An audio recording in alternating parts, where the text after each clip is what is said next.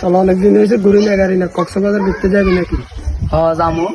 তাহলে রাকিবের কল দিয়ে আমরা দেখি। আর লাকিবের কল দিয়ে কি বলছো গরিব ফকির নিয়ে এসে করে নেন যায়। তারপরে কল দিয়ে দেখি দেন। কি বলে। আর গরিব বললো হ্যালো রাকিব কোনাই আয়, আমরা একটা লোক জরুরি কথা আছে আয়।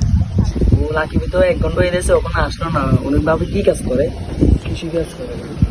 ওটা যাইতে পারবো এই কাজে, কক্সবাজার যাইতে পারবো। দেখি তারপরে আসো। কিরে বন্ধু, কিলে খবর দিলি আইলাম। এই কি অবস্থা? আলহামদুলিল্লাহ ভালো। তোরা বলে কত কক্সবাজার? হ্যাঁ আমরা যাবো তো।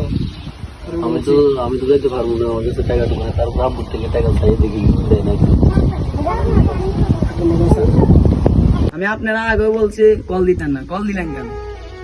তোর মতো আমাকে করে বন্ধু বান্ধব দরকার নেই, চলে আসো আমরা তুমি যাও।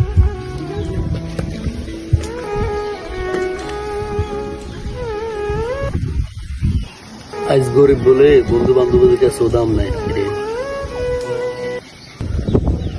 আব্বা আব্বা আমি তো কক্সবাজার যাবো, আমার বন্ধুরা যাইতেছে। দেখো বাবা, বাবার কাছে তো এখন টাকা নাই, সারাদিন কৃষি কাজ করে রোদের মাঝে যে ঘাম টাম ঝরাইয়া তোমাদের সংসারের জন্য এত কষ্ট করতে আছে, দেখতেছো না?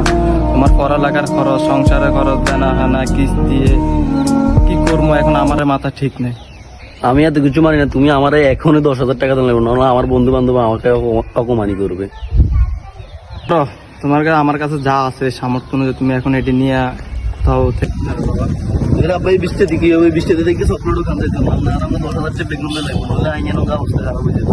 তুমি আমারে, আমি তোমারে জীবনে শিক্ষা দিছি, না এটা মানে শিক্ষা দিছি আমি তোমারে। আব্বা আব্বা আব্বা আব্বা আব্বা আব্বা আমি আর জীবনে এই কাজ করবো না। আমি বন্ধু বান্ধবের ফান্দ করে তোমার কাছে টাকা চাইছি, তুমি আমার মাফ করে দিও। ঠিক আছে বাবা, ঠিক আছে।